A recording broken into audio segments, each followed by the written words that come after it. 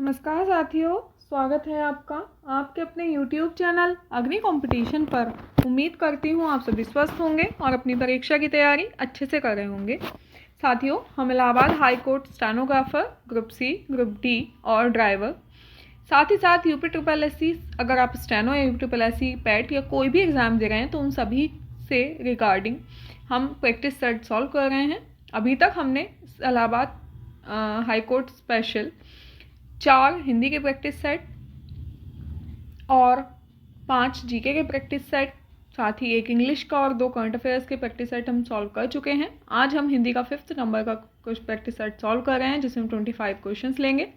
और अगर आपने अभी तक बाकी प्रैक्टिस सेट्स नहीं देखे हैं तो आप चैनल पर विजिट कर सकते हैं। साथ ही साथ इसकी पीडीएफ और क्विज के लिए आप हमारे टेलीग्राम चैनल से जुड़ना बिल्कुल ना भूलें। वहाँ पर आपको डेली के डेली क्वेश्चन प्रोवाइड कराए जाते हैं, लाइव क्विज कराई जाती हैं। साथ ही साथ आपको एग्जाम के पर्सपेक्टिव से जितने भी आपके क्वेश्चंस हैं, आपके डाउट्स हैं, वो सभी क्लियर किए जाते हैं। तो आपने अगर नहीं अपना हमारा टेलीग्राम चैनल ज्वाइन किया है तो आप इस वीडियो के या फिर चैनल के डिस्क्रिप्शन से लिंक पर क्लिक करके हमारे टेलीग्राम चैनल से डायरेक्ट ऐड हो सकते हैं। चलिएगा स्टार्ट करते हैं। आज का फर्स्ट क्वेश्चन है हमारा, निम्न में से दीर्घ स्वर है। तो दीर्घ स्वर कौन सा है? क्वेश्चन नंबर फर्स्ट आंसर हो जाएगा ऑप्शन नंबर बी। ई जो है वो दीर्घ स्वर है। दीर्घ स्वर होता क्या है? दीर्घ स्वर होते हैं एक ऐसा स्वर जिसके उच्चारण में हमें 2 मात्रा का समय लगे या फिर दीर्घ उच्चारण करना पड़े, दैट इज कॉल्ड दीर्घ स्वर। ठीक है। और दीर्घ स्वर होते कितने हैं? दीर्घ स्वर होते हैं टोटल 3 होते हैं। कौन कौन से? आ, ई और ऊ। ठीक है, ये तीनों ही क्या होते हैं? दीर्घ स्वर होते हैं। उच्चारण के आधार पर बात करते हैं, उच्चारण के आधार पर कितने प्रकार के स्वर होते हैं? तो उच्चारण के आधार पर 4 प्रकार के स्वर होते हैं। कहीं कहीं आपको 3 भी मिल सकते हैं, लेकिन मैं चारों बता देती हूँ कौन कौन से होते हैं। ह्रस्व स्वर, ठीक है, दीर्घ स्वर और संयुक्त स्वर, और 4th नंबर का है आपका प्लुत स्वर। ठीक है, ये 4 स्वर हैं। ये चारों ही उच्चारण के आधार पर माने जाते हैं। ठीक है, अब बात करते हैं ह्रस्व स्वर की इसे हम लघु उच्चारण वाला स्वर कह सकते हैं। मतलब जिसके उच्चारण में एक ही मात्रा का समय लगे, कम समय में हम उच्चारण कर दें, वो क्या कहलाता है? ह्रस्व स्वर कहलाता है। ह्रस्व स्वर कितने प्रकार के होते हैं? 4 प्रकार के होते हैं ह्रस्व स्वर। मैं लिख देती हूँ, ये उच्चारण के आधार पर हैं। ह्रस्व स्वर की संख्या 4 होती है। कौन कौन से होते हैं? अ, ई, उ और री। ये चारों क्या हैं? ये ह्रस्व स्वर हैं। सेकंड नंबर का है दीर्घ स्वर। दीर्घ स्वर होते हैं 3। कौन कौन से? आ, बड़ा ई और बड़ा उ। ठीक है। संयुक्त स्वर की बात करते हैं, 3rd नंबर पे आता है संयुक्त स्वर, जो कि कितने होते हैं? 4 होते हैं, जो 2 विजातीय स्वरों से बने होते हैं। कौन कौन से होते हैं? ए, आई, ओ और औ। ये चारों क्या हैं? ये चारों ही आपके संयुक्त स्वर हैं। बात करते हैं प्लुत स्वर की। कहीं कहीं आपको प्लुत स्वर नहीं भी देखने के लिए मिल सकता है और कहीं कहीं मिल भी सकता है। ये भी उच्चारण के आधार पर माना जाता है। इसका मतलब ये अति दीर्घ उच्चारण होता है, इसका अति दीर्घ उच्चारण होता है। ठीक है, इसको आप बहुमासिक या त्रिमासिक स्वर कह सकते हैं। मतलब क्यों? क्योंकि इसका उच्चारण में लगभग 3 मात्राओं का समय लग सकता है। इसको डबल एस या फिर 3 अंक से व्यक्त करते हैं। ठीक है, डबल एस या 3 अंक से व्यक्त करते हैं। इसका उदाहरण क्या हो सकता है? जैसे अगर आप लिखो, आपने देखा होगा ऐसे लिखा हुआ ओम। ठीक है, ये क्या है? ये प्लुत स्वर का उदाहरण है। साथ ही साथ अगर आपने ओह देखा हो, इस तरीके से लिखा हुआ ऐसे करके 3 एस लगे होते हैं, ये सब क्या है? प्लुत स्वर का उदाहरण है। क्लियर? नेक्स्ट क्वेश्चन है, अंडे का शहजादा मुहावरे का सही अर्थ बताना है। तो अंडे का शहजादा सही होएगा अनुभवहीन व्यक्ति, ऑप्शन नंबर सी आपका सही हो जाएगा। नेक्स्ट क्वेश्चन है, अंधे को दीपक दिखाना, सही अर्थ बताना है मुहावरे का। तो सही अर्थ हो जाएगा ना समझ को उपदेश देना, ऑप्शन नंबर सी सही हो जाएगा। नेक्स्ट क्वेश्चन है, स्तुत्य का विलोम है। तो स्तुति का विलोम हो जाएगा हे, ऑप्शन नंबर बी सही है। नेक्स्ट क्वेश्चन देखते हैं, क्वेश्चन नंबर 5, गायक का संधि विच्छेद बताना है। तो गायक का संधि विच्छेद क्या हो जाएगा? Option number 5, question answer number D सही है, गए प्लस अक। ठीक है, क्या हो जाएगा? गए प्लस अक। और सही इसमें संधि कौन सी हो जाएगी? अयादि संधि। कौन सी संधि है? अयादि संधि है। ठीक है, गायक में। नेक्स्ट क्वेश्चन है, अन्याय का संधि विच्छेद बताना है। क्वेश्चन नंबर 6 सही आंसर हो जाएगा अन्य प्लस अन्य, ऑप्शन नंबर ए। नेक्स्ट है प्रत्यंग में प्रयुक्त समास बताना है। क्वेश्चन नंबर 7 सही आंसर हो जाएगा अव्ययीभाव समास हो जाएगा। ठीक है, प्रत्यंग में अव्ययीभाव समास है। नेक्स्ट क्वेश्चन है निम्नलिखित में बहुव्रीहि समास का उदाहरण बताना है। क्वेश्चन नंबर 8 सही आंसर हो जाएगा चतुर्भुज, यानी कि चतुर्भुज आप किसको कह सकते हैं, विष्णु भगवान को कह सकते हैं। बहुव्रीहि समास क्या होता है, बहुव्रीहि समास वो होता है जिसमें आप किसी थर्ड पर्यायवाची जहां आपको देखने को मिल जाए वो हो जाता है बहुव्रीहि समास। जैसे कि चतुर्भुज में ये किसका पर्यायवाची है, 4 भुजाएं हैं जिसकी वो हो जाएगा चतुर्भुज। और अगर हम एक दंत देखते हैं, और मैं 2-4 ऑप्शन बता देती हूँ उदाहरण, एक दंत, तो ये भी बहुव्रीहि समास का उदाहरण है, क्योंकि एक दंत किसको कहा जाएगा, गणेश जी को। गजानन हो गया आपका, इसमें भी बहुव्रीहि समास हो जाएगा। त्रिनेत्र चंद्रशेखर, ठीक है, चंद्रशेखर, चंद्र है जिनके शिखर पर कौन है, वो भोलेनाथ है। चंद्रशेखर के अलावा त्रिनेत्र भी आपका, त्रिनेत्र भी क्या है, बहुव्रीहि समास है। ठीक है, त्रिभुज, त्रिभुज भी बहुव्रीहि समास का ही उदाहरण माना जाएगा। ठीक है, अगर इसके अलावा और क्या क्या कहा जा सकता है बहुव्रीहि समास के लिए, यशोधन, यशोधन भी हो जाएगा।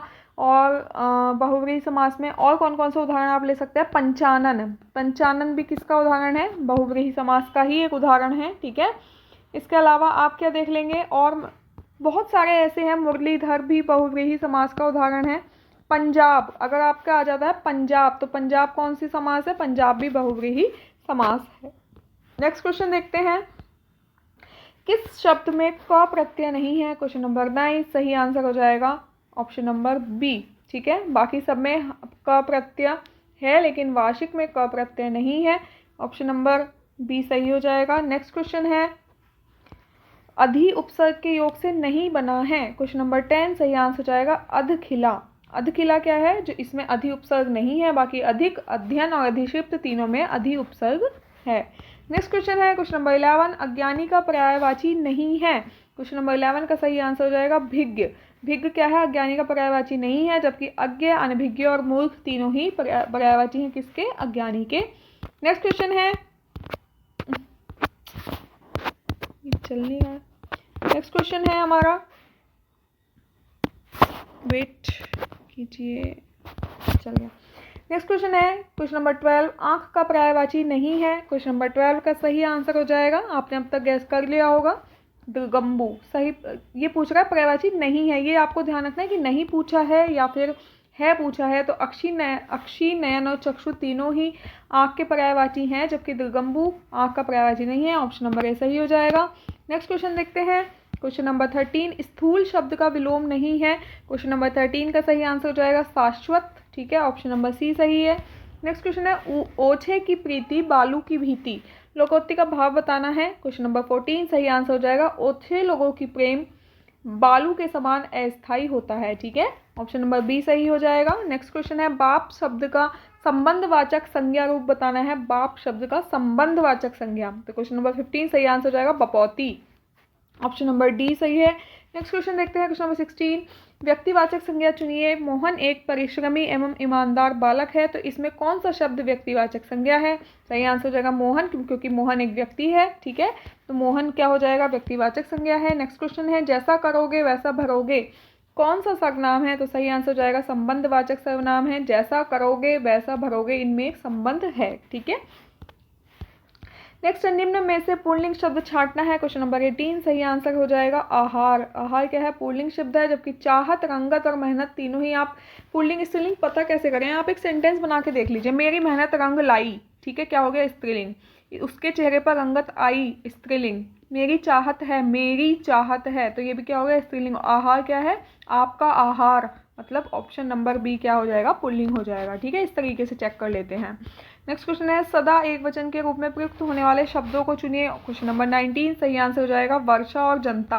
ये सदा एक वचन में ही प्रयोग किए जाते हैं, वर्षा और जनता। ठीक है, नेक्स्ट क्वेश्चन है गंगा हिमालय से निकलती है, रेखांकित ये जो शब्द है इसका आपको कारक बताना है। क्वेश्चन नंबर 20 सही आंसर हो जाएगा अपादान। जहाँ पर अलग हुआ जाता है वहाँ पर अपादान आता है, और गंगा हिमालय से अलग हो रही है, निकल रही है।